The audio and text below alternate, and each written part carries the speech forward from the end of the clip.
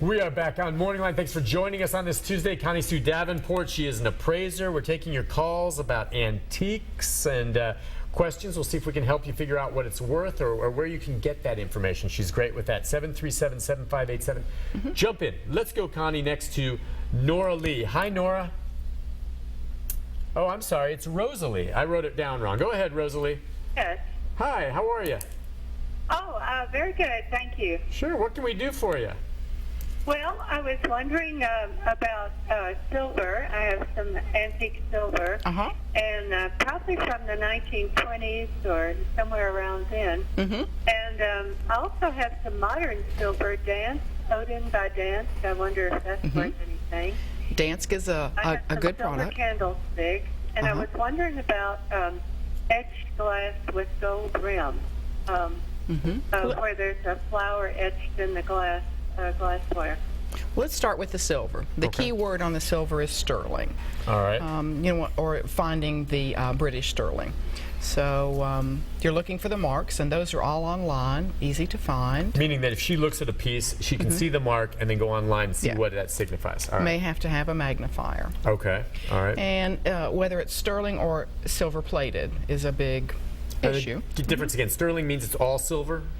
Pretty much 92.5% silver. And plated means obviously There's it's something underneath in a thin layer. Yeah. Do you know if yours is sterling or not?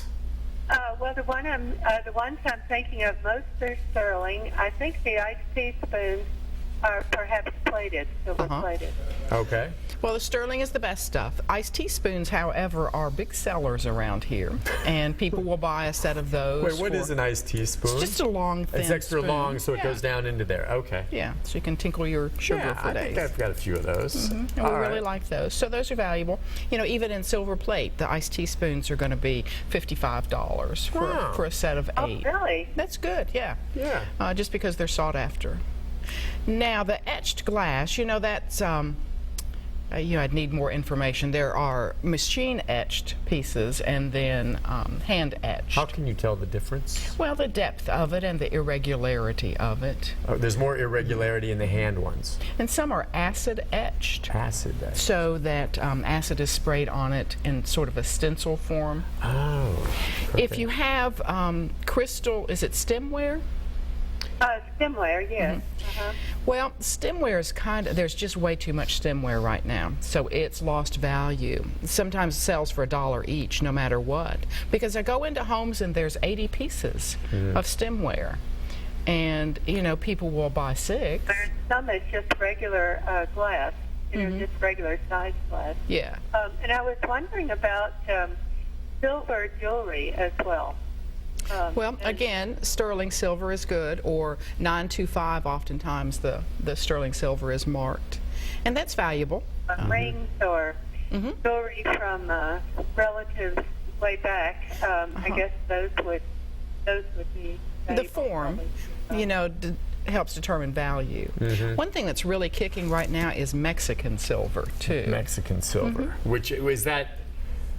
It'll be marked Heco or Mexico. And is it just silver? Does it have any stones or anything attached to some of this? Occasionally, even in the hollowware pieces, there'll be applied decoration. But its form is unusual and well made. And I've always liked, I think I've told you this before, the worn look of a cool sterling silver bracelet that has turquoise in it. Yeah. I don't know, turquoise and silver, I know they go together well. Sometimes when I'll look at, and there's examples of it a lot of times at the flea market when they have it. Do you ever go to the flea market? Have you ever been there? Well, of course you have. I set up there many years ago. Okay, you know what I'm talking about. But that is an interesting place to go to find. Sometimes you'll find some treasures there that and others. But buyer beware. Yeah. Well, exactly. But it's just very interesting. If you've never been to the flea market, check it out. You used to set up a booth there. Yeah, and sit for hours and hours and watch the people go by. Yeah, that. We're talking about interesting. Yeah, it's just it's kind of a cool place to go. Very cool. I enjoy it. All right, let's go. Thanks for your call, Rosalie. Let's go next to Lisa, I believe. Hi, Lisa. Good morning, Nate. Good morning, Connie. How are y'all doing? Good. I really think I've got something going on here, Connie. Let's hear it. I have a small plate. It's a little larger than a coaster. Okay. Okay, I'm going to read what it says on the back. All right. It says on the back, crest, lion sitting on the crown. Uh-huh. It says made in England, Royal Dalton, Uh-huh. bone china. Okay, that's what's on the back, and it's a lion sitting on the crest. It's beautiful. On the front of the plate, it says, this, V-I-S, Unita, U-N-I-T-A, Fortior, F-O-R-T-I-O-R, and then it says under that, City of Stoke-on-Trent. Uh-huh. And on the front, it has a royal, Emblem. emblem. Yeah, got it. And the plate is white. Uh-huh.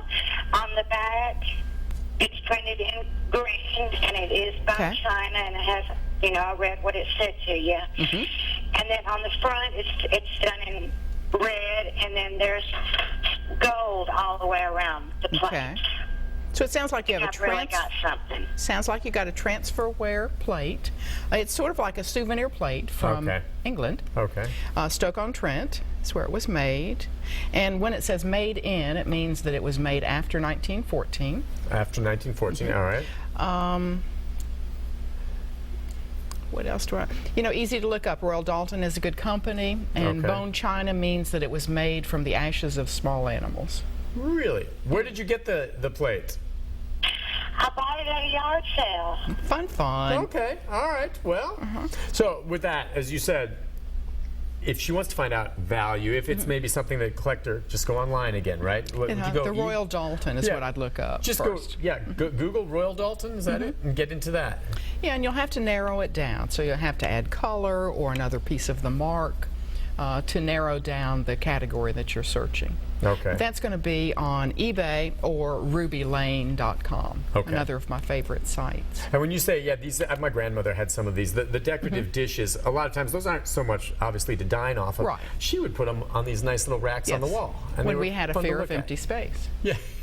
Yes, exactly. Every inch of the wall was covered. Still kind of afraid of empty space. Are you? Yeah. Well, I like filling it up. We can get a patch for that. Yeah, exactly.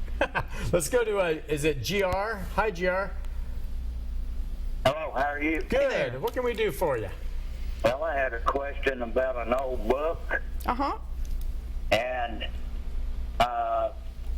it is The Life of Davy Crockett. And of the state of Tennessee. And it's 1830 and 1834. It was written by him. When was it published?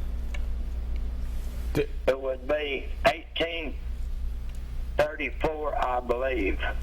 Okay, there may be another publishing date just behind the title page to show when it was republished. If it was printed in the 1830s, that would be quite valuable. And here, and I believe that it was, because I don't see a publisher. I don't. Yes, it'd be in Pennsylvania, I believe. So there is a publisher named, but not a printer. Well, from what I can tell, and just looking at it this morning, again. It's all I can tell you is that it's with a portrait of the author from an engraving on steel. And it's in good shape. It's I've had it a long time, and it is written by himself. It is. Here is where I'd look. One volume, 12 months, an account of the Colonel Crockett's tours. There's a great... And it went to Texas. And it's written by Davy Crockett.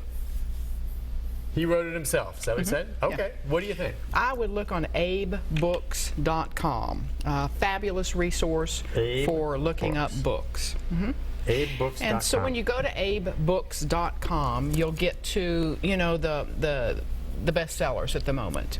And you need to click deeper into the site for first editions and antique books where there are more blanks to fill in. So he could fill in the publisher or the printer and any illustrators, and all of those things factor into value on books. Books were the first thing that were ever bought and sold on sort of a secondary market like we think of. Yes. And they still are. And this Abe Books is a fabulous That's great. And so, resource. And it's interesting because books in this day and age are becoming more and more a rarity. I don't think my son reads Kindle. All right, reads online. Everyone, the younger generation, actually having a book in your hand, it's more of a thing of the past. Now, and I still love reading, and maybe it'll come back around. So, are people collecting them now more so than in the past because things are changing that way, or is there less interest? It's more specialized. So we don't want, again, all the books.